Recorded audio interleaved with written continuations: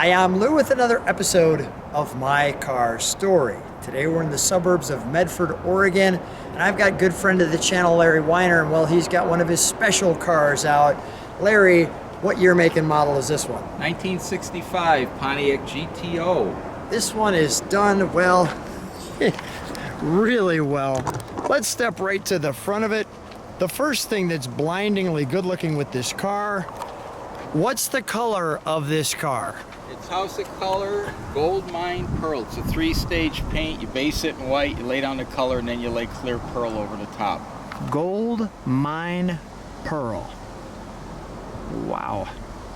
It really works. The brighter the sun is, we have a saying for this in the trades, the color lives for the light. The color lives for the light. The more light you put on it, the more direct light you put, the better it likes it. We have the stacked headlights. Let's step over to the side of it if we could show this. Now, how long have you had this one? This one's been with you for a long time. 40 years. Now, why did you know you needed to have a GTO? Well, I built a number of Chevrolets in a row, and I thought I'd do something a little different, but not too different. A good friend of mine, when we were kids growing up, his older brother bought one new, and made an impression on me going for a ride in a 389 tri-power 4-speed, hammering through the gears. That's pretty cool. And so when I switched from doing all Chevrolets in a row to doing something different, never thinking I'd keep the car the whole rest of my life, I thought, okay, it'd be fun to do something different, but not too different. Remember that GTO, and I thought, okay, let's look for a nice tri-power 4-speed original car, and that was this one. And we bought it, and we've had it ever since. So real slight modifications. Obviously, the paint is modified. If I'm looking at the front rims, I'll be specific. Look right here. You can see how the chrome ring is right on it. And as you come back here, you can see there's a little gap. Right. These are replica, if you will, of the original 65 Rally 1 wheel that Pontiac offered as an option. However, these are not the original 14 by 6s. These are 15 by 7 fronts and 15 by 8 rears. So they're bigger dimensionally than the originals. Got it. We also have the optional antenna. We'll talk about that when we open the trunk. Let me show you the back of the car.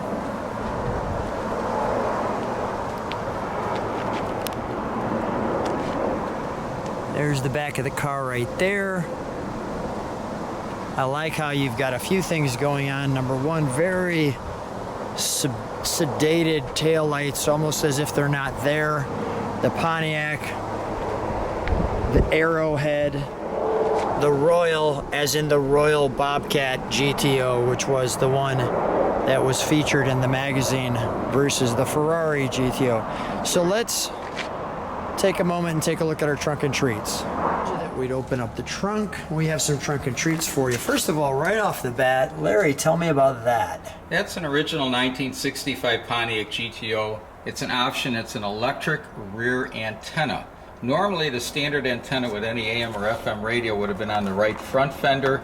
An electric rear-mounted antenna was an option. I was able to find this. This car was born with a front antenna, but I was able to find the rear electric antenna in the early 90s. From a guy that had taken it off a car, probably got destroyed or thrown away or totaled, and I bought that antenna off him, I think, for $35 back. Nice move. Yeah. As we go through the cars, clearly it was Motor Trend Car of the Year, as I see.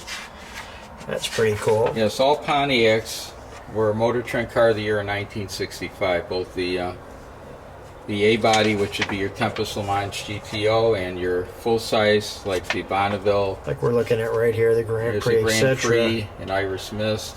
Yeah. It looks like a Grand Prix there too, right? That is the back of a Grand Prix. The red one on top is a Bonneville. Right. So they have the, I'm kind of going through these because they have the GTO right in the center of this book. Some of the pictures are just... If you look at that book, it's kind of interesting because you'll notice those are not photos. That's all art. That whole book is art. I'm not sure what that is, but... It's bushes. I don't know what the lady's holding. Not sure. That art was done. This is my friend Janet. Okay, we'll be going to the psych ward. Now again, all of that is art. Yeah. And that was done by two very famous artists, both of whom are now deceased, Van Kaufman and Art Fitzgerald, and they would co-op and do all that art as a team. And Pontiac was famous for using them for a lot of their advertising and booklets for many, many, many years. There we go.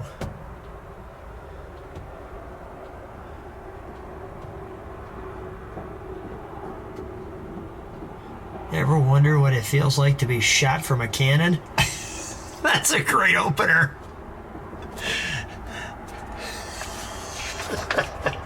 That's quite the marketing little pitch. Well, in those days they could say stuff like that. Now Yeah. you'd get in trouble, you know, everybody get their feelings hurt, you know. But in those days, Pontiac advertising was very aggressive. And one of the leaders in the Pontiac advertising was the late Jim Wangers, who we call the father of the GTO, although he was one of several that were responsible for the creation of the GTO for 1964. John DeLorean being one, who later claims fame was with the DeLorean, unfortunately. But he was a great engineer that came to Pontiac from Packard and did a lot of great stuff. Another engineer by the name of Collins was instrumental. And of course, Bunky Knudsen, his son, was the head of Pontiac at the time, Seaman E. Bunky Knudsen, who later went to work for Ford for a brief time and took with him several people from General Motors, among which was Larry Shinoda, who was famous for the split window, the final refinement on the 63 split window coupe, and later, when working for Ford, did the Boss 302. Now here's your car motor right here. Our famous 421HO, correct? Yes, that's the one. That's your WJHO. Okay. That's what's in this car. Very nice. This car was originally born a completely different color, reef turquoise. The GTO.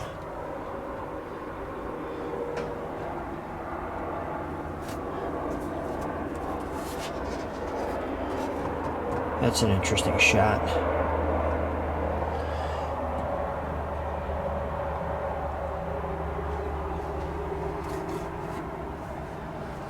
These are some great articles. The Post GTO.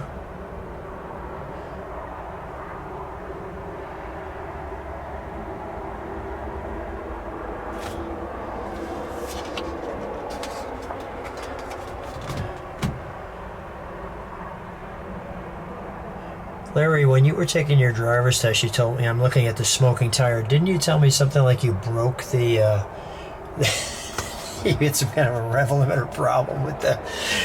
Oh, that was when I was in driver's ed. Yeah. On a simulator. Yeah, I broke the noisemaker that simulated engine sounds. It was a little too fast. And it was a little too aggressive, yeah. You were a little too aggressive.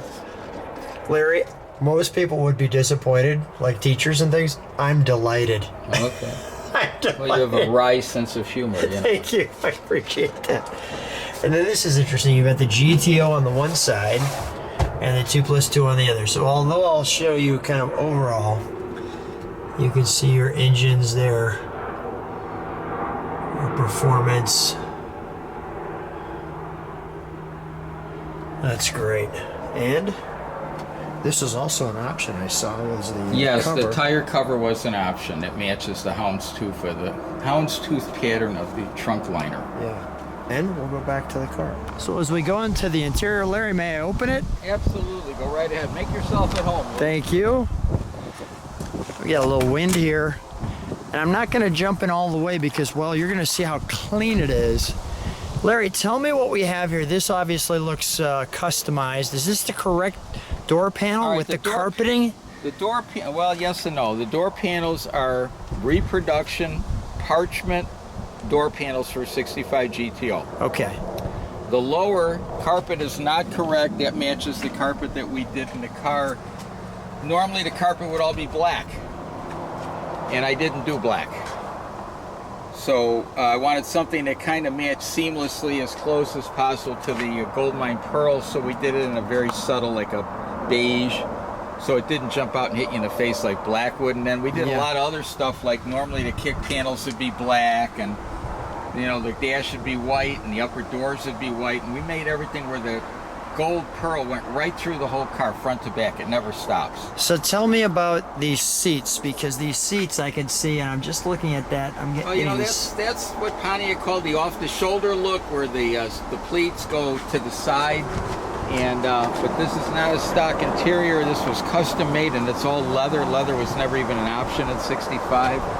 These were all custom made by Catskin Leather, because originally when we got done with it, it was a touring show car for several years, and wanted something very special in the way of upholstery. Although we wanted a stock appearing upholstery, so they literally patterned it after original interior. So your show car, you're also driving, so it's your go car. Well, you know, after doing 2 or 3 years touring, you know, it did its time for God and country, and now we enjoy it. We go to cruise nights and cruises, and we enjoy the car. I'm done saving it for somebody else. There's a number of things here. A lot of factory options on this car. Factory air. The vacuum gauge on the console would have been a dealer installed option. I was able to find one in perfect condition, and I installed it myself. That's right here. Right. The engine turning on the dash is not 65, that's a 64 part. Yeah. And I like it better than the fake wood grain. Yeah. Actually, it is kind of a simulated wood, but there's nothing else wood in the whole car. What's the point? I thought this gave it a little more of a performance persona with the engine turning. The pedal dress up, the wood wheel, all of that was all Pontiac options. Wow. Wheel's yeah. a little weathered at this point, but yeah, there again, the car is it's kind of getting up there. It looks great. Not a new car anymore. Interesting too how the ignition is over here on the And on left-hand side. almost like a Ford of the same era. A lot of Fords in the early 60s all had that left side started here. Pontiac's got it as well. Now you didn't have power windows in 65 on Sure this. did. It's Oh, a really? factory option. Really? Yeah, Okay. that's all factory. That's not aftermarket or something like that. That was a factory option on the car. Let's. The guy ordered the car very oddly. It's a special order. It's a special order car. So he didn't buy it off the dealer lot. He ordered it, put down his $50 and ordered the car, which is the way you did it in those days. He ordered the 389 to tri-power, 4-speed, factory air, console, rear defog. I could go on and on with the options. Manual brake, manual steering. Okay, interesting. That's kind of odd, but Yeah. okay. Doesn't bother me any. I No. did end up going to power brakes when I did the 4-wheel discs. Okay, let's open the hood, shall we? There's your. Notice in the front, those are not stock parking lights. Stock parking lights would be in the bumper. Those are 66 Pontiac Grand Prix parking lights. Guy by the name of Chuck Adams did a 65 a million years ago with 65 lamps, and I thought they were so cool looking that I started looking for a set, and I found this set of 66. I've actually found 2 sets.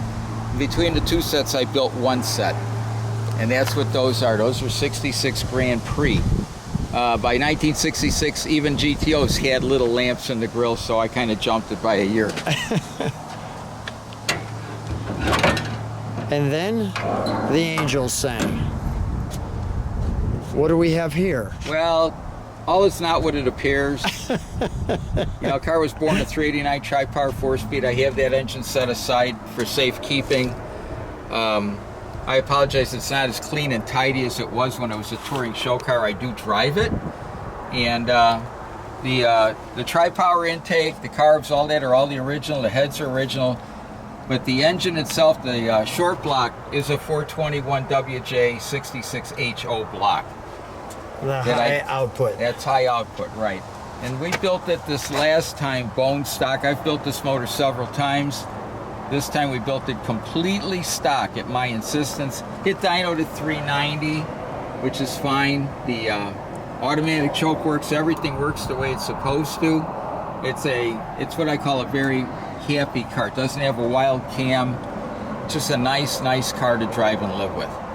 Tell me why the exhaust looks like that. The reason is because Pontiac cast the part of the runners for the exhaust ports into the head. I see. Unlike a Chevrolet where they're flat on the side so there's nothing to burn. Yeah. Pontiac casts them in, so they get quite hot. Okay. And ultimately that blue engine paint will burn off, and the one in the middle is the heat riser. So that's what that is. It's just burnt paint. It's just burnt paint. Yeah, okay. That's all it is. If I spend a few days manicuring it, I can make it all look brand new again.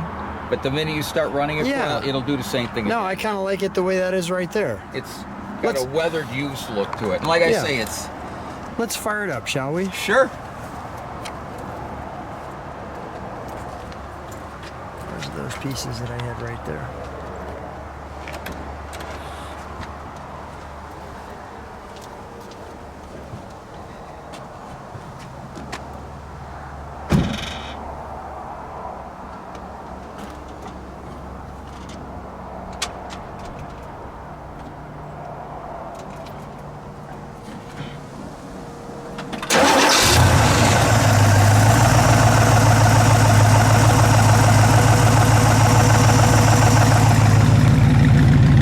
Step on the brakes for a second.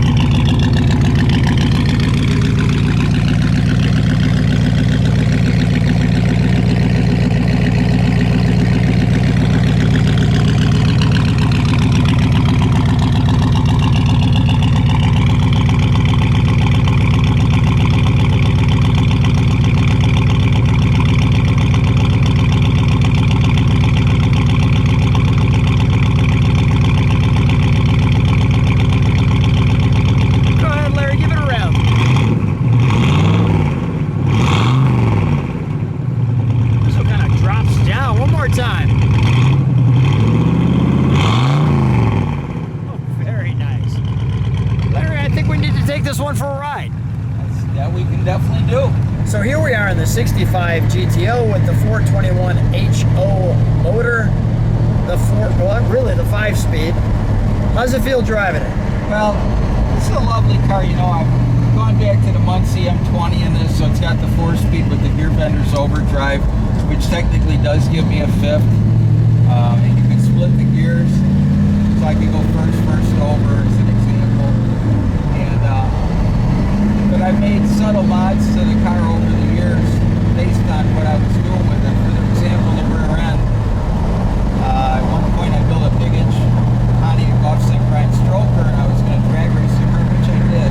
I'm going to move this right here so people can hear you. We can show them where we're at. Go ahead. All right, so I found a 12-bolt GM rear end from a 66 Chevelle 396 375, beautiful mint rear end, and we completely built it. But I was running at that time a Richmond 5-speed with a real deep first, so I went a 308 final drive because I thought the 5-speed Richmond gave me a real deep first, good ratios. By the time you hit fifth, you know, you're still back to 1-to-1 because it wasn't an overdrive, but the 308 was at least not a tall gear. When I redid it, went back to the stock 421 HO, but I went back to the Muncie M20, it doesn't have that deep first, so you give up a lot on launch, but you get a lot on the long leg in it, where I can cruise all day in this car at 80, 90, 100 miles an hour. This car could care less. Yeah. Because it's not, you know, you're looking at what a 308 with a 22% overdrive. So you're probably somewhere around a 240 to 1 with the overdrive. That's a real nice ratio. The motor's heavy, and you can go, like I say, 70, 80, 90 all day, and it does not care. At 70, I get 20 miles plus per gallon if I drive it gingerly, not too aggressively. And but the overdrive really cuts the gear quite a bit, and it just makes it really fun to drive in real world driving.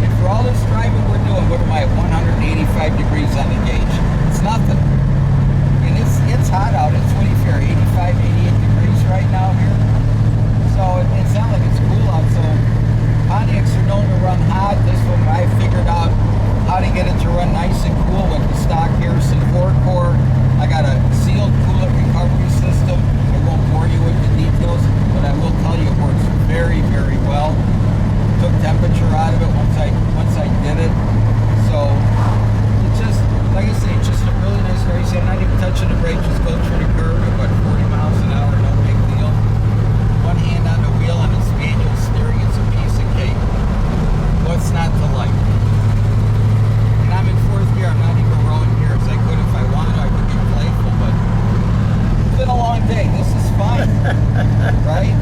And I'm an old guy now. Oh, here's the KOA Suburb. We're getting near our destination. Well, Larry, Whoa! thanks for all the details. Thanks for the fun canyon ride as you took us through it. Thanks for all the details on your car. What a wonderful car. Thanks for being my friend. Thanks so much for being on My Car Story. My pleasure, Lou.